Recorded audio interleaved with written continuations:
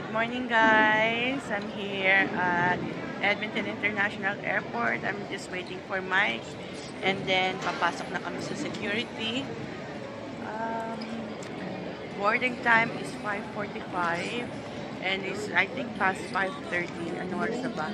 It's 5:32 in the morning. Ang boarding namin is 5:45. Pero andito pa kami kasi si Mike nag-park ng sasakyan. Nag-aantay pa siya ng shuttle. Mukha namang mabilis yung security. Hopefully, walang aberya. Okay, guys. So, nakalabas na ako ng security. So, I'm just waiting for Mike.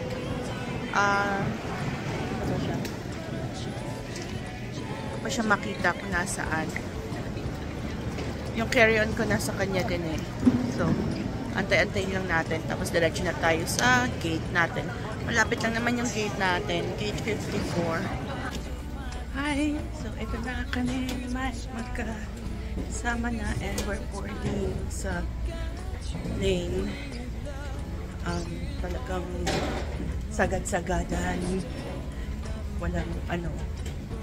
Paglabas ng security, diretso na agad dito sa boarding. Wala nang chance na makabili ng kape. So, eto kami kahanap ng upuan. And eto ang aming upuan sa may emergency row. Ayan, tayo upo tayo dito sa emergency. Andito tayo nakaupo sa may pakpak. Ayan.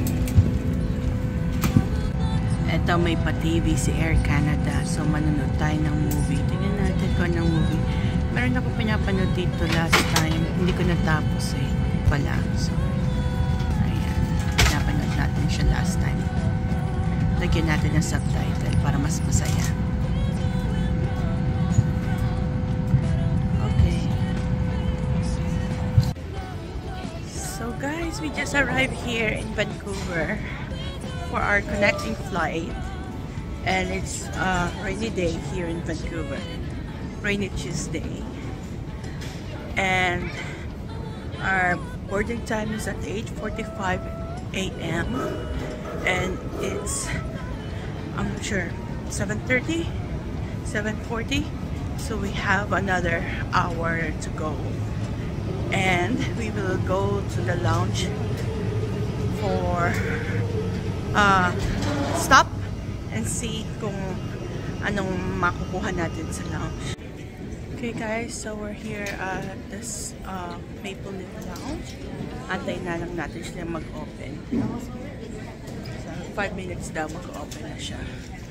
Alright, so we are here sa Maple Leaf Lounge. Air Canada Maple Leaf Lounge. Dito kami magpapatay ng oras. So, may area doon para magstay. Meron din dito. And then, ito yung mga pagkain nila. Titignan natin mamaya kung anong food meron sa kanila. Tapos, ito yung view. Is it over there? At the end.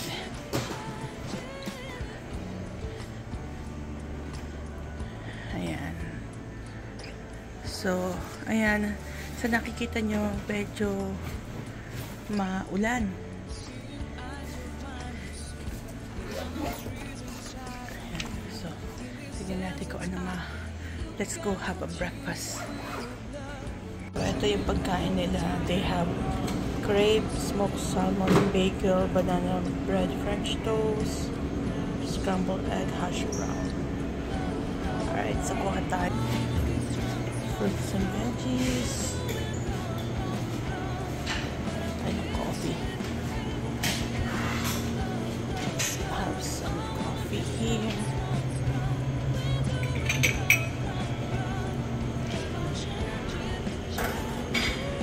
Kuha tayo ng macchiato. Ayan. Oh, coffee. Lagay natin sa decaf, milk, drink. Ayan. Nakuha ng congee. Magkakape siguro sila. Meron ding beer. Gusto nyo ng beer. Soft drinks. Breakfast tayo ng banana French toast. Itong ating banana French toast, nilagyan niya ng banana slices sa ibabaw. Tapos nilagyan ng toppings na pecan. And then drizzle ng maple syrup. And of course, nag-request ako ng taters on the side para may halo naman ng sweet and saltiness. This is what I got with a little bit taters with ketchup on the side. Alright, so tutuloy tayo ngayon. Kalalabas lang natin ng Maple Leaf Lounge and diretso na tayo sa gate unless may side stop itong si Mr. Cervantes, pero mukhang may side stop kami. So ito pala yung isang lounge na pwede namin pasukan sana.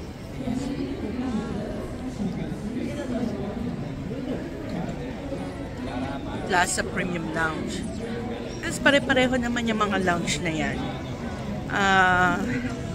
May pagkain, may alak, iba't ibang inumin.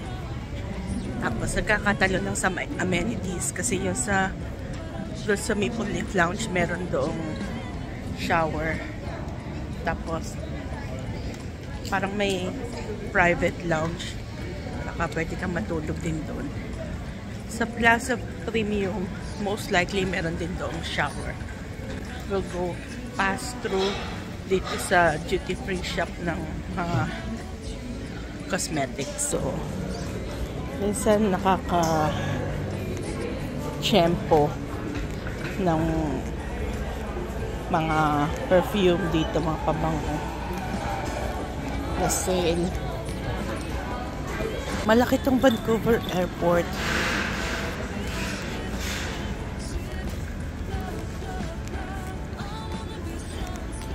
Daming pasikot-sikot. Ito ginagawa, ito magkakaroon ng Hermes dito sa yung talagang Hermes store, hindi yung nakiki-store lang sa ibang store. You know what I mean? Ito solo nila. Kasi nadaanan natin kanina, isa siyang boutique shop. Tapos iba't ibang klaseng mga luxury items sa tinitinda. So, ito, collection. So, bukod sa MCM, may Longchamp, Tory Burch, MCM. Yan, parang ganyan yung nakita natin kanina. Our next destination, kasi ito na yung gate namin eh. Gate D54. So, dadaan muna kami dito sa Sky Team Lounge. And you will be bringing one guest. Right. Priority Pasok tayo dito sa elevator. I think I've shown this lounge in my previous vlog nung nagpunta kami ng Japan. No, ng Philippines ng December. I think ito yung dito kami nag-ano kasi or it was April last year or this year. I can't remember. Or probably this year kasi yung nag-ano tayo, Eva Air. So anyways, ayan. Punta tayo sa 4th floor Sky Team Lounge. Ayan. Kasi ito, Asian breakfast naman ito. Asian food. Hindi kasi nagustuhan ni Mike yung white people breakfast daw sa Air Canada Maple Leaf Lounge. Sabi niya gusto daw niya ng noodles. So kaya andito kami. Doon na lang tayo sa may para may table. Kaya tayo kami dito. And nagkataon yung gate namin ayan lang sa baba. Kasi 54. 53 na to. So kahit nagtatawag na sila, maririnig namin. Dito naman ang pagkain naman dito, the usual. Ito, so may salad. Oh, may langaw. Ayan, may dessert. Unli pop. May taters. Ano kayang soup to? Tomato based soup. Yan, breakfast pa rin naman eh. Pero sila, meron kasi silang noodles. Ano meron sa kanilang noodles? Ano yan? Kuha mo na lang din ako. Yan, dito tayo mauupo tayo dito. So, ngayon guys, pababa na kami. Papunta na kami sa gate 54 to board the plane. And then, syempre may pabawang coke. Although, I'm sure meron namang bigay na ganito sa aeroplano. Para mas masulit. So, ayan. Nasakay ulit kami ng elevator pababa. Ano ko, bakit naging ano to, 4th floor to. Kung meron pa siya pababa. Okay. Ayan. So, nakalabas na kami ng elevator. Ikot lang. Tapos, ito na yung gate namin. Hindi po saan yung nagpo-board na mga tao. So,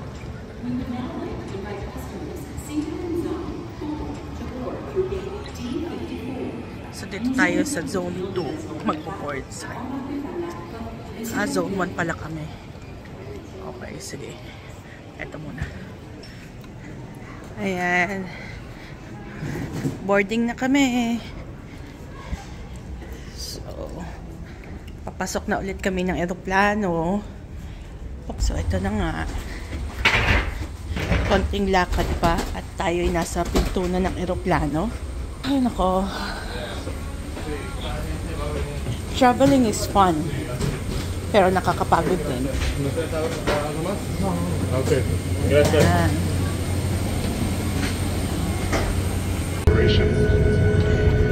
And we thank you for choosing Air Canada, members Alliance, for your travels today. We hope you had a pleasant flight and we look forward to seeing you again. Thank you and enjoy your stay here in Puerto Vallarta or at your final destination. Bienvenue à Puerto Vallarta. Il est exactement 14h05 minutes. Hi guys!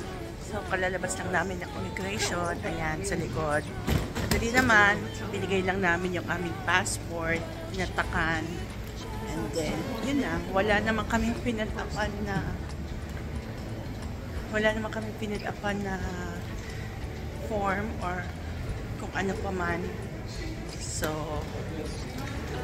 ayan. So, ngayon, kunin namin yung bagahe namin and then tignan namin yung aming may binuk akong taxi sa labas na siyang susundo sa amin. So, yan. So, okay, so ito, andito tayo, kukunin natin yung ating bagahe dito sa carousel number 5. Kanina, pero hindi naman actually, siguro mga 95% capacity. Ito na yung maleta ko, oh. Parang nasira na yung ano ng maleta, zipper. Ayan, nakuha ko na yung bagahe ko, tapos binigyan ako nitong declaration form na pinapakumpleto sa amin. Ayan, so pipilipan ko muna to, tapos ibibigay ko doon sa customs na nandoon. Okay, so eto na si Mike, nakapila dito sa customs, lalabas ang customs kasi kailangan check nila na make sure na wala kaming dalang any food or plants o kung ano pa man na bawal. Yan. So paglabas namin ng airport, andito yung mga taxi or mga ano na shuttle na pipick up. Pero sa amin, I made arrangement para mag-pick up sa amin ng taxi, private taxi. So, tignan natin dito. So, ayan. So, nakita namin na si ate. Siya yung sa taxi namin, yung gray line. Kasi nag-book ako ng private pick up ng taxi round trip. So, ayan. Hanahin nila. So, ito. Susundan natin si ate na dadalhin niya tayo sa binook namin na taxi. Tingnan natin kung saan yun.